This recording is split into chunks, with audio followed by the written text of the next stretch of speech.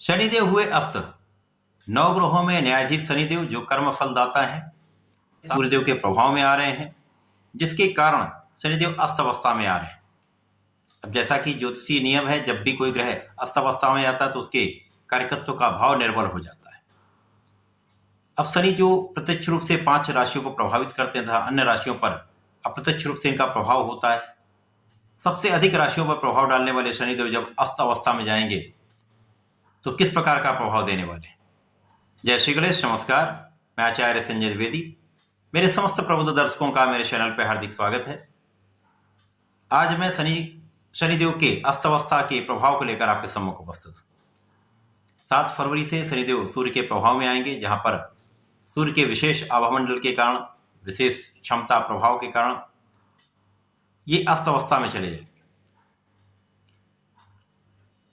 अब जब भी कोई ग्रह अस्त अवस्था में जाता है तो उसके कार्यकत्व के भाव पर इनका प्रभाव पड़ता है, परंतु अस्त अवस्था का अर्थ ये बिल्कुल भी नहीं कि ग्रह अपने कर्तव्यों का निर्वहन करना बंद कर देगा, अपने कार्यों को करना बंद कर देगा। जो उसके कार्यकत्व के भाव हैं वो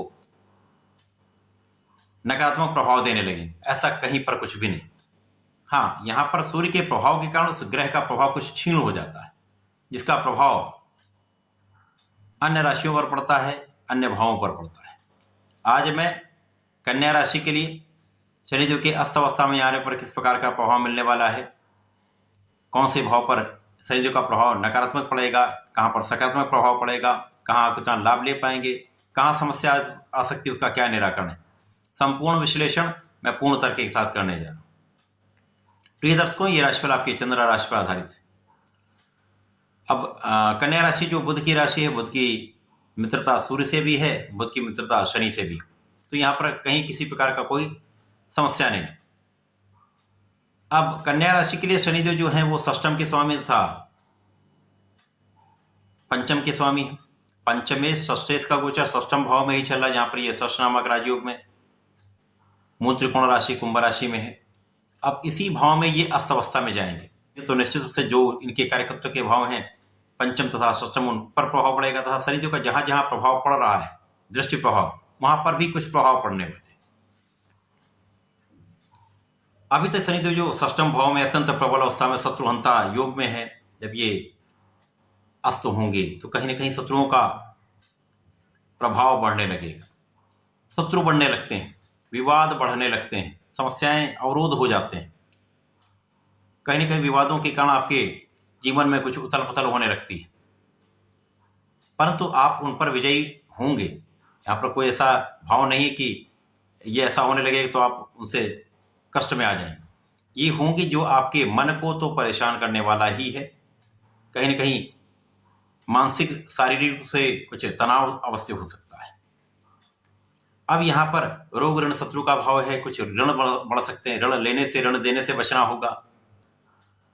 कुछ ना कुछ यहाँ पर रोग लगे ही होंगे, मौसम के रोग हो सकते हैं, पैरों में दर्द की समस्या हो सकती है, मसल क्रैम्प्स हो सकते हैं, पीठ दर्द की समस्या हो सकती है। इस प्रकार से मांसपेशियों में दर्द की समस्या बढ़ सकती है, यह आपको ध्यान देना होगा। अभी तक शनिदेव जो संपूर्ण आपकी सुरक्षा कवच बनाए हुए हैं, संपूर्ण रूप से आपकी सुरक्षा कर रहे हैं, कहीं ना कहीं कुछ रोग आपको इस समय समस्या कर सकते हैं। तो आपको अपने जीवन शैली में परिवर्तन करना होगा, अपने लाइफस्टाइल को चेंज करना होगा, खाने पीने पर नियंत्रण रखना होगा, बहुत हेल्दी लाइफस्टाइल आपको अडॉप्ट करनी पड़ेगी। यदि आप ऐसा करें तो बहुत कुछ समस्या नहीं है, परंतु यहां पर किसी भी प्रकार के विवाद में आपको पड़ना ही नहीं। आलोचनाओं पर ध्यान न देते हुए अपने कार्य को निष्ठा के साथ करते रहिए। पूर्ण रूप से धार्मिक हो जाइए, व्यसन से बचिए, भोग विलास पर नियंत्रण संपूर्ण रूप से रखना ही होगा। किसी प्रकार के व्यसन से, किसी प्रकार के एडिक्शन से 100% दूरी बना लीजिए। तो ये एक बहुत कोई कष्टदायक स्थिति नहीं बन रही, क्योंकि सूर्य का प्रभाव मिल जाएगा, शनिदेव का प्रभाव मिल जाए, दोनों अत्यंत प्रभावी ग्रह हैं, एक न्यायाधीश है, दूसरा राजा है, दोनों का प्रभाव मिलता था, बहुत विशिष्ट लाभ मिलते हैं। तो आप अत्यंत प्रभावित तो होंगे, जहां पर आपके कानूनी समस्याओं में, आपके विवादों में, यदि कोई विवाद चला उनमें आपकी संपूर्ण विजय होगी। आपका एक तरफा निर्णय हो सकता है,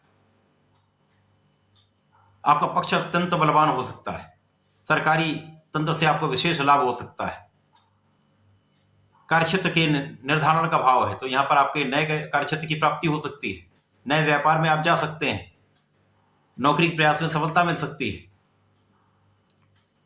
परंतु यहां पर कहीं ना कहीं पंचम का भाव कुछ निर्बल होगा। यहां पर संतान के कारण कुछ तनाव हो सकता है, शिक्षा में कुछ मन कम लग सकता है, शिक्षा ज्ञान का भाव कुछ यहां पर आपको डिस्टर्ब करने वाला है।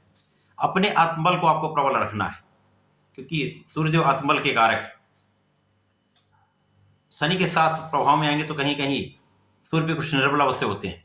अब यहाँ पर सूर्य का प्रभाव भी पंचम में होकर अब षष्टम के साथ होने के उसके पश्चात ये षष्टम भाव में ही गोचर करना प्रारंभ करेंगे, जहां पर ये त्रिक भाव में होंगे।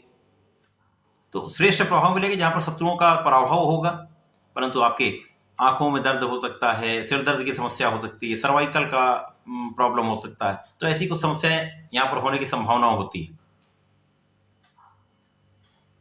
प्रेम संबंध के लिए समय बिल्कुल भी अच्छा नहीं है, बहुत सजग रहना होगा, धोखे की संभावना रहती है। यहां पर शनिदेव का प्रभाव आपके द्वादश भाव पर है तो व्यय कुछ बढ़ते हैं। यहां पर व्यय पर नियंत्रण था, यहां पर कुछ अपव्यय हो सकते हैं। बिना कारण यात्राएं हो सकती हैं, यात्राएं थकाने वाली हो सकती हैं, यात्राओं में व्यय भी हो सकता है। कुछ यात्राओं में आपको लाभ भी मिलेगा, परंतु कहीं ना कहीं वो स्वास्थ्य को डिस्टर्ब करने वाला समय होगा। परिश्रम पर प्रभाव होगा, भाई बहनों का सहयोग मिलेगा, परिवार का सहयोग आपको प्राप्त होगा। यहां पर आपको बहुत संयमित होना होगा, यहां पर अपनी वाणी पर नियंत्रण रखना होगा, क्लेश से बचना होगा। संयम के साथ आप चलेंगे तो इस समय में विशेष आपको लाभ मिलेगा। तो कन्या राशि के जातकों के लिए ये समय विशेष है। इस समय में बहुत कोई निर्बल प्रभाव नहीं मिल रहा है, परंतु कुछ चीजों का ध्यान आपको रखना ही होगा। यदि इस समय आप अपने खाने पीने पर नियंत्रण रखा, अपने जीवन शैली पर नियंत्रण कर लेते हैं, स्वास्थ्य का ध्यान रखते हैं, तो यहाँ पर कोई बहुत कठिन समस्या होने वाली नहीं। वर्तमान समय में आपको प्रतिदिन सूर्यदेव को जल देना चाहिए। प्रत्येक बुधवार को गणपति जी का संकनाशन श्री गणेश स्तोत्रम का पाठ अवश्य करना चाहिए। गणपति जी को लड्डू का भोग लगाएं, पीले पुष्प का अर्पण करें, हरी दूर्वा का अर्पण करेंगे, संपूर्ण सुखों की प्राप्ति करेंगे, समस्याओं से भी बच जाएंगे, संकटों से भी बचेंगे। तो ऐसा करके इसका लाभ लें। धन्यवाद, नमस्कार।